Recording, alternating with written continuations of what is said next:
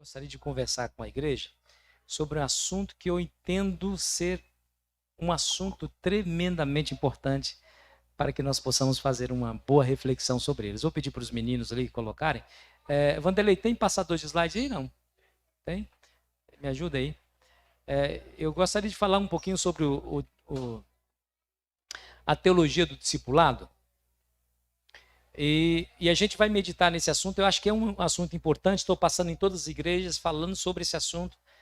E eu acho que é importante nós pensarmos um pouquinho sobre ele agora, tá bom?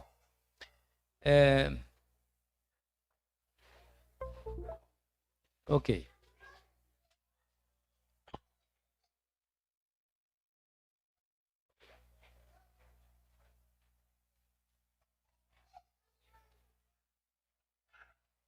Muito bem. Tá ligado aqui, né? Tá. Muito bem. Muito bem. Vamos fazer uma oração mais uma vez? Se você quiser já abrir a sua Bíblia em Mateus capítulo 11, versículo 28 a 30, não vai ser projetado aqui, então abra sua Bíblia para que nós possamos ler juntos. Mas antes de ler, vamos fazer uma oração e vamos meditar na palavra do Senhor.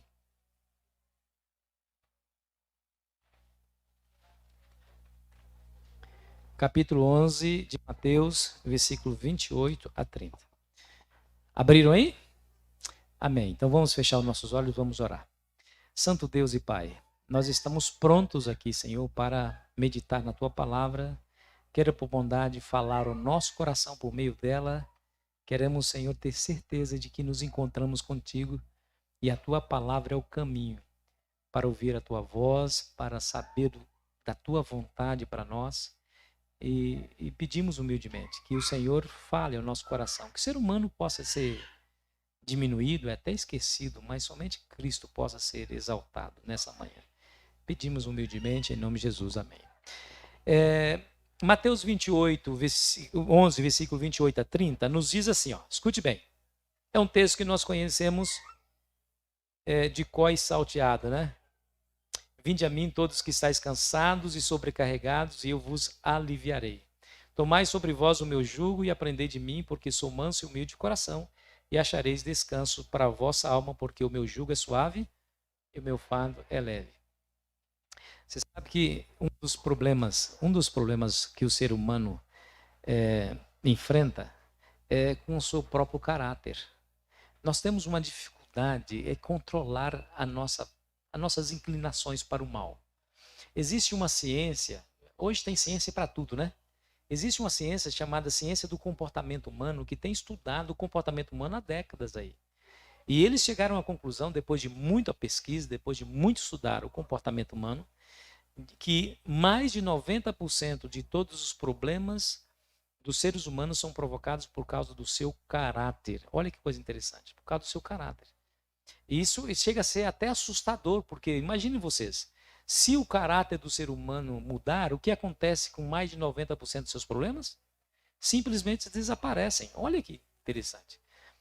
Bom, esse texto que nós acabamos de ler, às vezes nós o compreendemos de maneira errada, ou pelo menos de maneira parcial. Vinde a mim, os que estáis cansados e sobrecarregados, eu vos aliviarei. Nós usamos esse texto para dizer para as pessoas, você está triste, você está amargurado, você está com problemas, você está cansado de tanta luta, vai a Jesus, Jesus vai aliviar você. Isso é parte da verdade, porque o texto realmente diz isso. Mas nós precisamos continuar a analisar o texto para a gente compreender o que Jesus quer.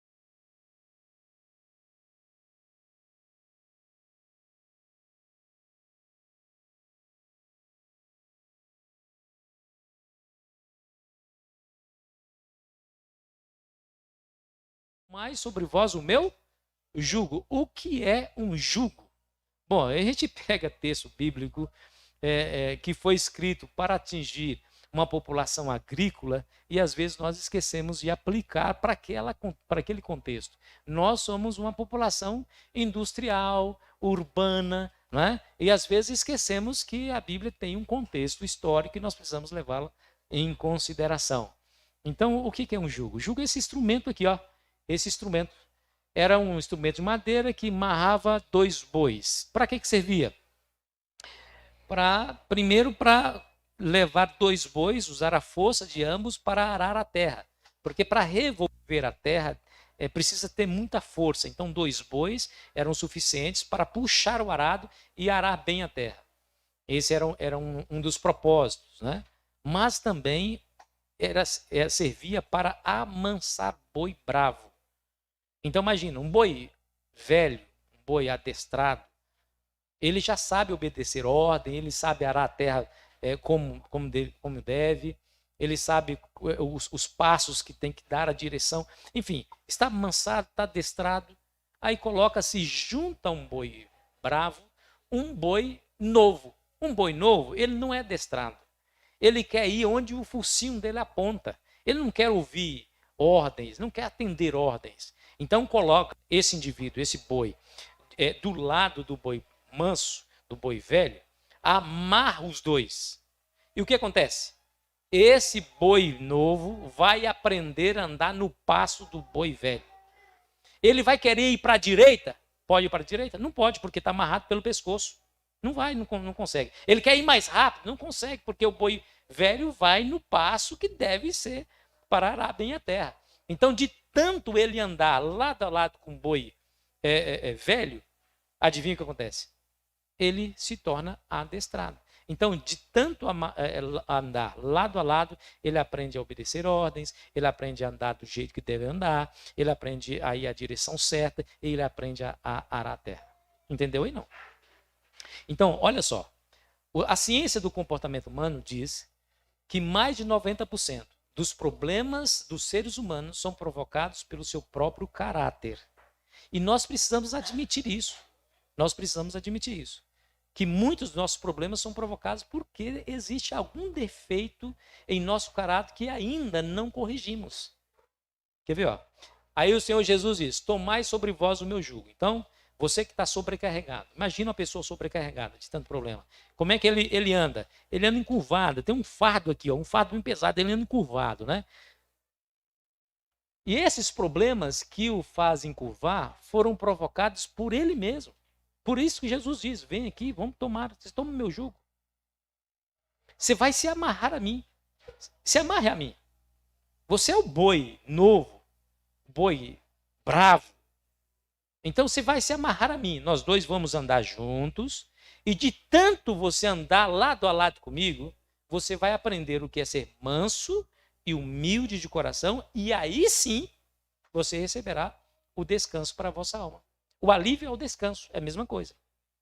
Quando o Senhor Jesus disse na primeira parte do texto, vinde a mim os que estáis cansados, sobrecarregados, e eu vos aliviarei, ele explica que o alívio vem em tomar o jugo. Tomar o jugo é você se amarrar com Cristo, é você andar com Cristo, você viver com Cristo de maneira tão íntima, de tanto andar com Ele, você vai aprender duas qualidades da personalidade. Quais são elas? A mansidão e a humildade. Agora me diga aí, qual é o contrário de mansidão? Braveza, irritadiço, né? Uma pessoa irritadiça. Uma pessoa, podemos usar uma expressão, o estupim curto, né? Ele estoura por qualquer coisa. Tem gente que diz assim, Juninho, olha, eu sou cristão, mas não sou bobo. Quando ele fala assim, eu sou cristão, mas não sou bobo, ele está justificando a sua revolta, a sua braveza, ou seja, não pisa no meu pé, porque eu vou revidar na mesma moeda. Então, muitas das nossas dificuldades são provocadas porque realmente nós não temos paciência. Nós queremos usar da mesma atitude que usaram contra nós. Tem cristãos que dizem assim, olha gente, eu sou cristão, mas meu braço não é. Se o braço não é melhor cortar o braço e jogar fora. Porque Jesus já tinha dito isso. É melhor entrar sem um dos braços ou mão no reino dos céus do que com as duas ir para o inferno. Então é melhor que ou batiza e batiza também o braço, para que o braço também seja cristão, ou então o corpo inteiro está condenado e comprometido. Então, perceba bem, são traços da personalidade. Irritabilidade, nós temos falta de paciência. Sabe aquela frase? Eu não levo desaforo para casa. Sabe aquela frase? Eu não tenho sangue de barata. Não mexa comigo que eu vou responder na mesma moeda. Não, gente, admitamos aqui, de uma vez por todas, muitos dos nossos problemas, principalmente dentro de casa, é porque nós somos irritados demais. E o Senhor Jesus diz assim, ó, vem aqui, se amarre a mim, se amarre. Vamos andar nós dois juntos, lado a lado. E de tanto você andar comigo, você vai querer ir para uma direção, mas não vai poder estar amarrado comigo. Você vai querer ter outro tipo de atitude, não vai poder porque você está amarrado comigo. E de tanto você andar comigo, lado a lado, nós andamos juntos, você vai aprender a ser manso. E manso e humilde. Qual é o contrário da humildade? Soberba, orgulho, não é isso? A maior parte dos nossos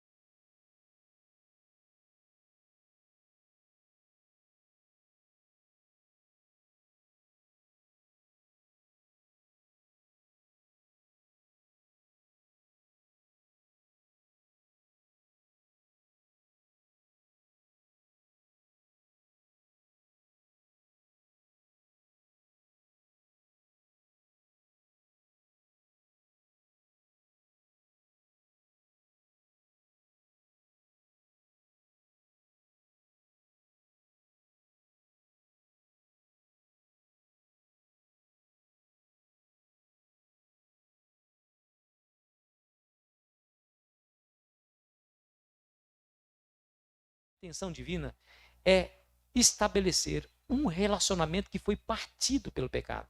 Você se lembra que as nossas iniquidades fazem separação entre nós e o nosso Deus. Você lembra disso? Então o pecado nos separou de Deus e por separar-nos de Deus, o nosso caráter foi terrivelmente afetado por conta disso. Quando Deus relaciona-se com o ser humano, ele tenta novamente atrair para si a humanidade. De que maneira? Eu vou construir um tabernáculo. Eu quero que vocês me constroem um tabernáculo. Porque eu não quero ser conhecido como aquele Deus da montanha, que aparece no cume da montanha e fala somente com um, que é Moisés. Eu quero ser o Deus ali do lado, o vizinho ali do lado. Então me farão um santuário para que eu habite no meio do povo. E Levíticos 26, 11, 12 fala que eu andarei entre vós. Andar com Deus é a solução do problema terrível do ser humano, que é o seu caráter debilitado. Amarra-se a mim, meu filho. Vem cá, tome meu jugo.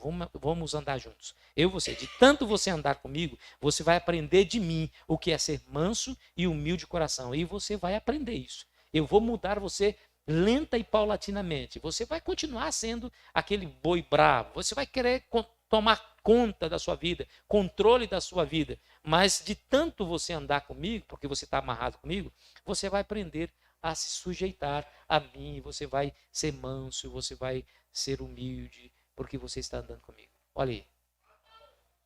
Eu vou construir um santuário e vocês irão estar na minha presença e eu andarei no meio do povo, eu andarei no meio de vocês.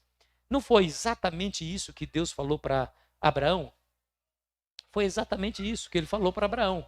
Lá em Gênesis 17, 1.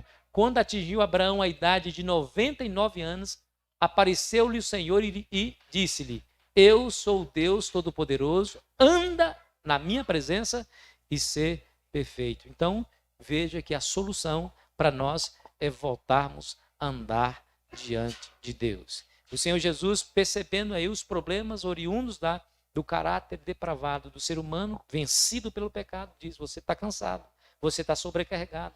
Admita que esse cansaço e essa sobrecarga está vindo exatamente por conta do seu próprio caráter. Você atraiu para si esses problemas que você está vivendo. Então você está encurvado? Vem para cá que eu vou te ensinar a viver, meu filho. Você quer viver sem problema na vida? Pelo menos resolver a maior parte desses problemas? Vem aqui, se amarra comigo. Vem aqui, se vou amarrar comigo, você vai andar comigo. E de tanto você andar comigo, você vai aprender o que é ser manso e humilde de coração. Os seus problemas, mais 90% deles, desaparecerão.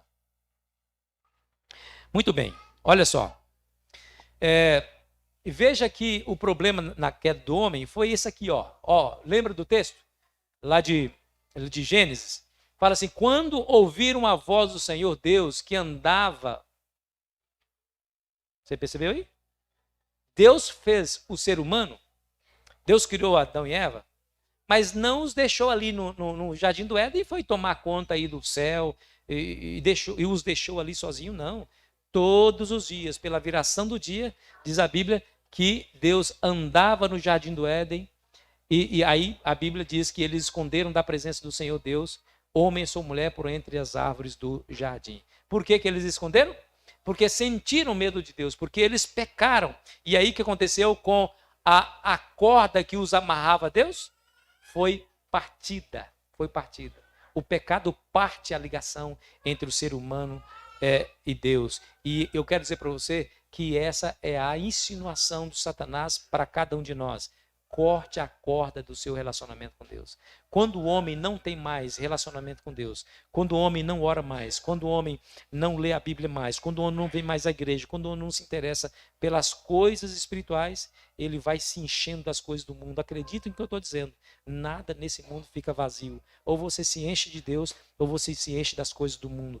Se você deixar de vir à igreja, você não vai ficar vazio. Você vai se encher das coisas do mundo. Satanás vai insinuando no seu coração que você deve cortar a corda que te ligava a qualquer forma de religião ou espiritualidade. E quando você se afastar de Deus, aí o seu caráter vai ficar cada vez mais problemático e você vai viver cada vez mais problemas profundos provocados por suas próprias decisões e escolhas. Corte a corda é o que Satanás tem sugerido para cada um de nós. Aquele texto que eu citei, Isaías 59, versículo 2, mas as vossas iniquidades fazem separação entre vós e vosso Deus, e os vossos pecados encobrem o seu rosto de vós, para que não vos ouça. E assim, os nossos primeiros pais foram expulsos do Éden, porque eles cortaram a corda, e aí, infelizmente, não puderam ter mais acesso à árvore da vida e continuar pecando de maneira eterna, né? Bom, a Bíblia tem várias palavras para definir o pecado. Tem várias palavras. Uma das palavras é essa aí, awan. O que é pecado na palavra, na língua original, hebraica? Awan. O que significa awan? Olha que interessante, né? A definição da palavra awan, que é pecado, traduzido como pecado na nossa língua portuguesa, é a palavra separação. Pecado é separação. Então, qual que é a essência do pecado? É o homem cortar a corda que o ligava a Deus. E o que Jesus veio fazer? Veio religar o homem a si próprio. Tomai sobre vós o meu jugo. Vamos lá, eu quero me amarrar a você. Você vai andar lado a lado comigo. E de tanto você andar lado a lado comigo, você vai aprendendo a ser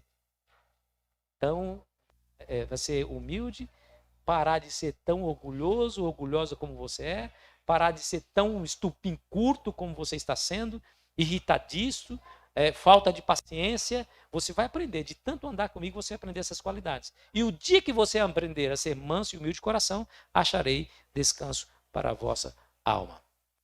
Mais um texto, escute bem essas palavras. Falando sobre Adão.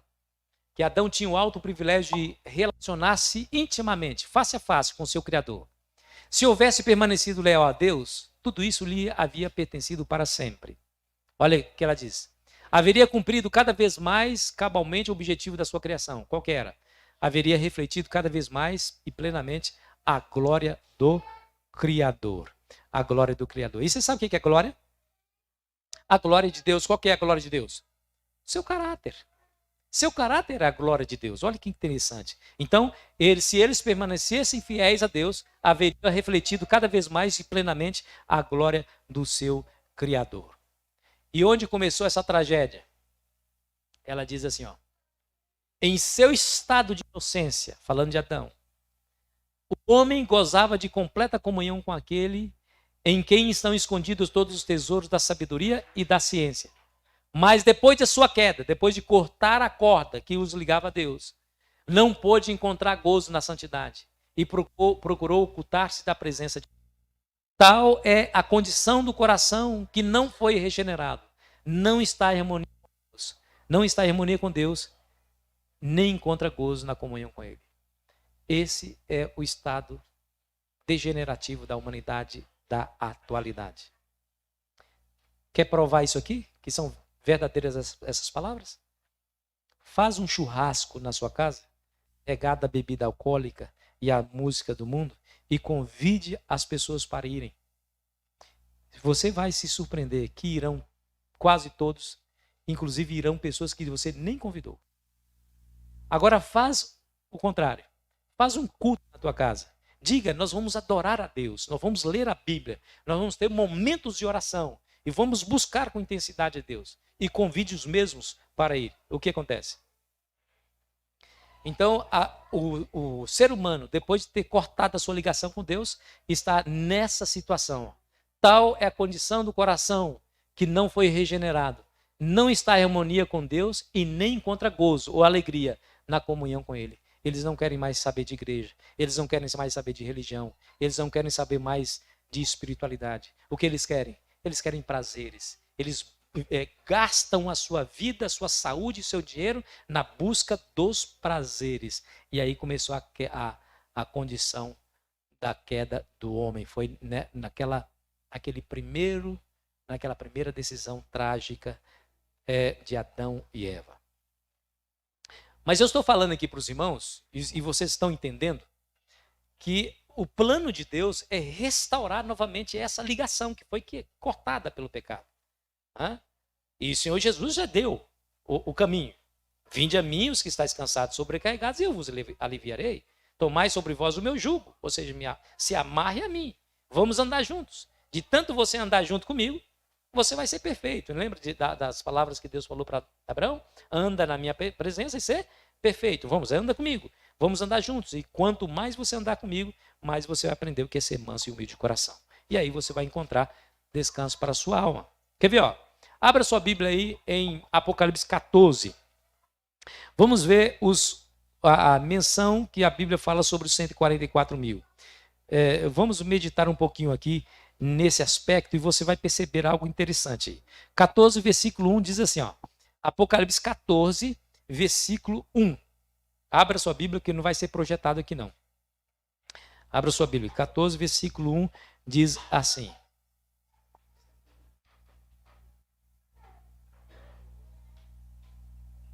Pode deixar sentado. Obrigado.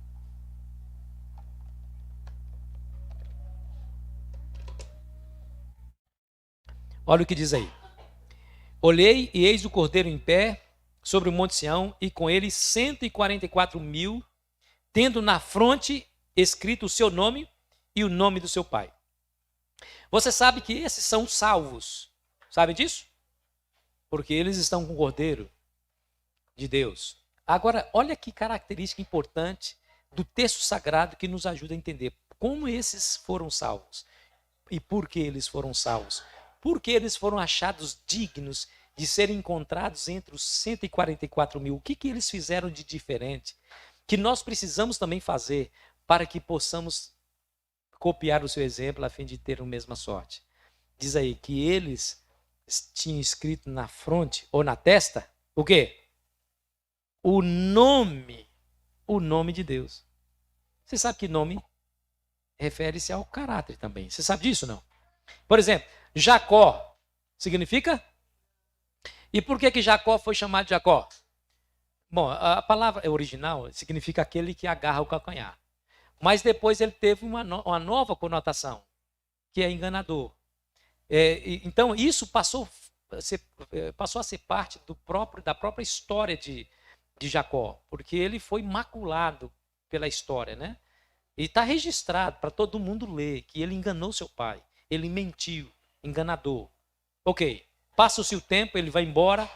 Depois que Jacó se converte, depois que ele entrega o coração a Deus, diz a Bíblia que ele volta para sua terra e aí vem Esaú com 400 homens. Por que Esaú vem visitá-lo com 400 homens? Para o bem que não era. 400 homens? Para fazer guerra. E ele, atemorizado, com medo, ele atravessa o Vale do Jaboque. Chega lá no Vale do Jaboque, ele se ajoelha diante de Deus para pedir a ele por livramento. Aí, quando de repente alguém toca no seu ombro, ele pensando que era um dos seus inimigos, ele agarra e começa a lutar, segura. Depois, de repente, ele percebe que não está lutando com alguém qualquer, né? Ele percebe que não está lutando com alguém qualquer. Aí, ele percebendo que ele estava lutando com o próprio Deus, o anjo falou assim para ele: me largue, porque o sol está nascendo, não me detenhas mais. Qual foi a palavra dele? Não te largarei ou não te deixarei até que me abençoares. Ele está pedindo uma bênção, mas a pergunta é: que tipo de bênção? Bom, Deus sabia o que ele precisava, o que estava no coração dele. Porque Deus sabe das nossas necessidades antes mesmo de pedirmos. Aí o anjo lhe perguntou: como é que é o seu nome? E ele disse: Jacó. Jacó não se chamará mais, mas Israel, porque como príncipe lutasse com Deus e vencesse. Você percebeu qual era a bênção que Jacó estava querendo? Jacó queria o perdão do seu pecado, que era pecaminoso. Eu quero que o Senhor apague essa minha história que foi prejudicada com minha própria atitude, meu orgulho, a minha ganância. Eu não quero mais ser lembrado desse passado. Então, seu nome não vai ser mais Jacó. Seu nome será Israel, príncipe de Deus. Então, nome tem a ver com caráter. Muda-se o nome, muda-se o caráter. Tanto é que quando chegar lá no céu, diz a Bíblia que aquele que vencer receberá uma pedrinha branca. E escrita nessa pedrinha branca o quê? O novo nome. Por que o seu e o meu nome serão mudados? Por quê? Porque nós mudamos o caráter. Mudou o caráter, mudou o nome. O nome tem muito a ver com caráter. Por isso, eu sempre digo, quando alguém for colocar o nome de um filho, pense no significado desse nome. Para que quando você o chamar, você o esteja abençoando. Né? Tem pessoas que, por conta de falta de conhecimento, tem 3 filhos, coloca Mesaque, Sadraque e Abidnego.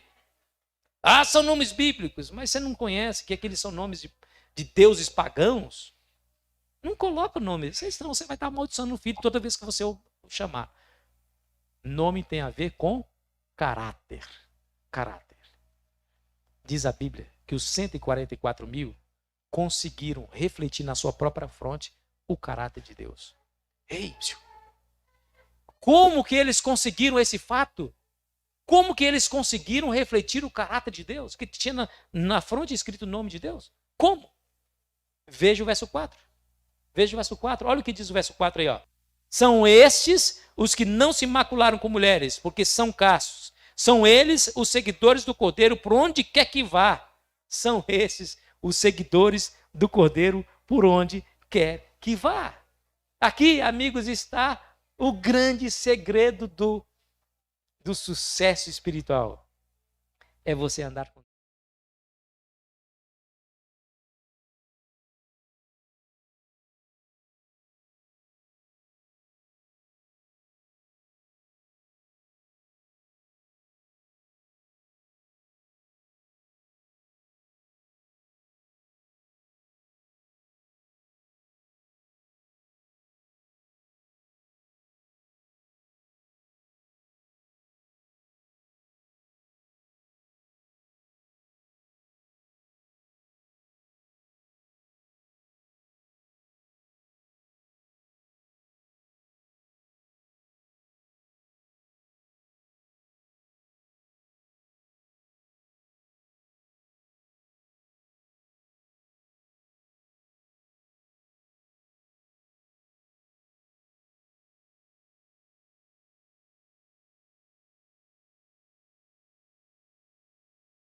Risco 144 mil foram encontrados dignos de entrarem no reino dos céus, porque eles andaram com o Cordeiro por onde quer que vá. E aí vem o título da nossa meditação aqui. Teologia do discipulado. O que é ser discípulo? A palavra grega para discípulos é matetes, no original grego. E o que significa matetes? Simples, seguidor. O que é discípulo? É seguidor. Olha só, olha o que acontece. Presta atenção, olha aqui para mim. Deixa eu dizer uma coisa para você. Olha o que acontece. Nós somos especialistas em complicar coisas fáceis. Somos especialistas em complicar coisas fáceis. Jesus diz assim, ide e fazei o quê? Discípulo. O que é discípulo? Seguidor. O que é seguidor? É andar atrás do seu discípulo, do seu mestre, quer dizer, é você andar com ele.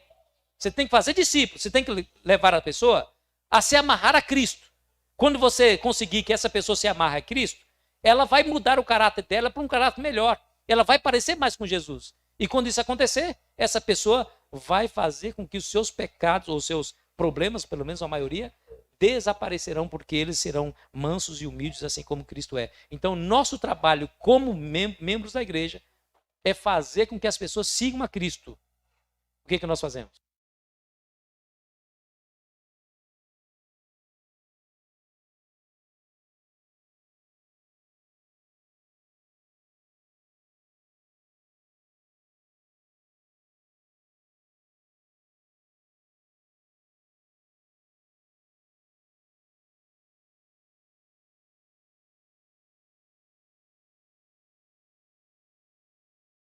Vamos dar o seminário de Daniel. Aí, quando ele entender tudo isso aí nós podemos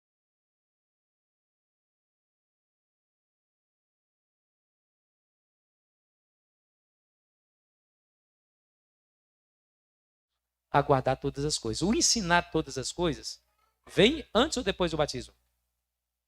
Depois do batismo. E deixa eu dizer uma coisa para você. Haverão no céu uma multidão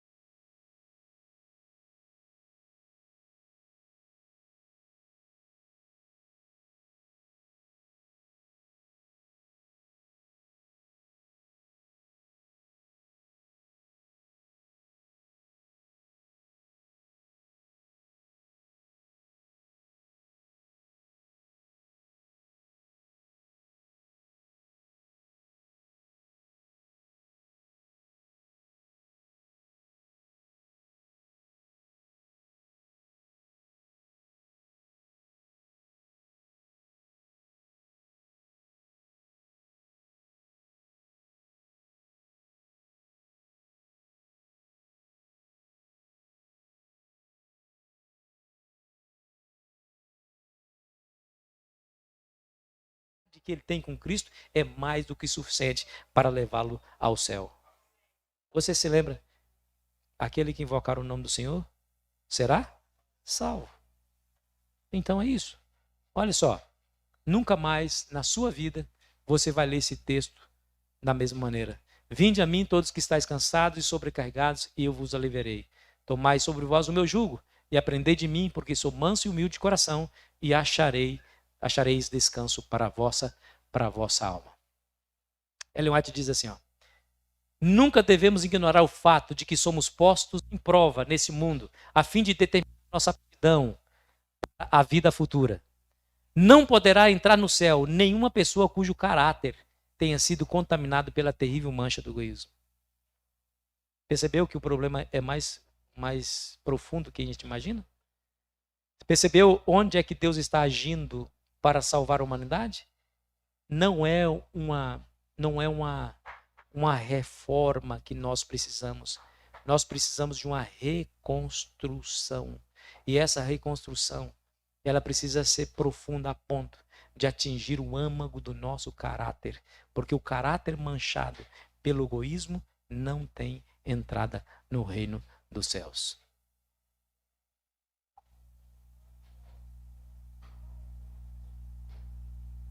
E aí tem essa pergunta: por que Jesus não voltou ainda? Olha a pergunta: por que Jesus ainda não voltou? Essas palavras aqui são significativas. Ela diz assim, ó: Cristo espera com um desejo anelante a manifestação de si mesmo à sua igreja. Olha só, escute bem. Quando o caráter de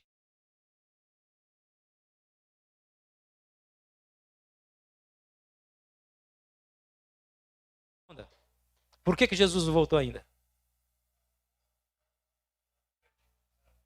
Porque o caráter de Cristo não está sendo refletido em nós. Agora vem outra pergunta.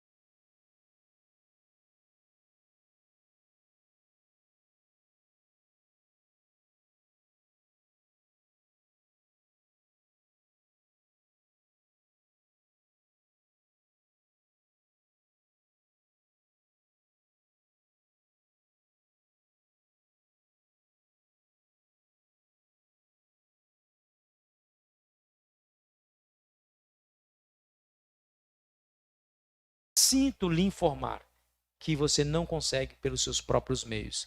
Quer ver? Ó? Abra sua Bíblia em Jeremias 10, versículo 23, rapidamente. Jeremias 10, versículo 23. A palavra de Deus vai dizer assim, ó. 10, versículo 23, diz assim a palavra de Deus, olha. Eu sei, ó Senhor, que não cabe o homem determinar o seu caminho, e nem ao que caminha dirigir os seus passos. Não cabe o homem determinar o seu caminho. e nem dirigir os seus passos. Porque é obra impossível você fazer algo dessa natureza que somente Deus pode realizar. Somente Deus pode realizar na minha e na sua vida. Só Ele que pode fazer. Para isso, você precisa se amarrar a Cristo. É por isso que o Senhor Jesus diz: vinde a mim, os que estão cansados e sobrecarregados. Tomai sobre vós o meu jugo. Ou seja, se amarre a mim. Vamos juntos. Ande comigo. Aprenda definitivamente o que é ser manso e o que é ser humilde de coração. E o dia que isso acontecer, você vai encontrar descanso para a sua alma. Foi assim que os primeiros discípulos alcançaram a semelhança com o amante Salvador. Estavam com ele na casa, na mesa, num aposento particular, no campo. Se uniam a ele como os discípulos a seu mestre. O miravam como servos ao seu Senhor. Foi isso que fez com que os discípulos alcançassem a semelhança com Jesus. A semelhança. Bom, esse texto aqui, ó, Salmo 32, versículo 8 e 9. Eu tenho receio de ler com vocês. Eu tenho receio. Não olha para lá, não. Olha para cá. Eu até paguei ali. Eu tenho medo de ler esse texto. Não olha para lá. Eu vou até ficar na frente. Quem está olhando, não olha. Não olha. Posso ler esse texto com vocês? Eu vou perguntar de novo. Posso ler esse texto com vocês? Sim. Você não vai ficar bravo comigo, não? Então tá bom. Vou ler. Vocês disseram que sim. Ó. Alguns não disseram nada. Os que não disseram nada, vai ser...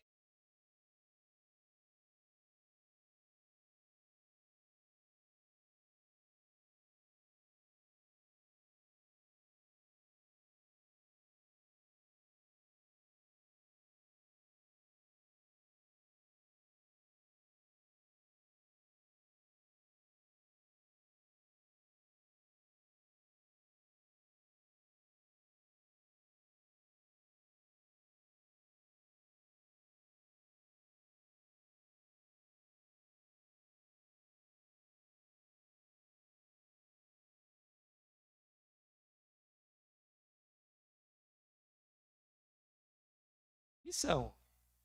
A Bíblia fala claramente, não seja como um cavalo ou como uma mula, sem entendimento, os quais com freios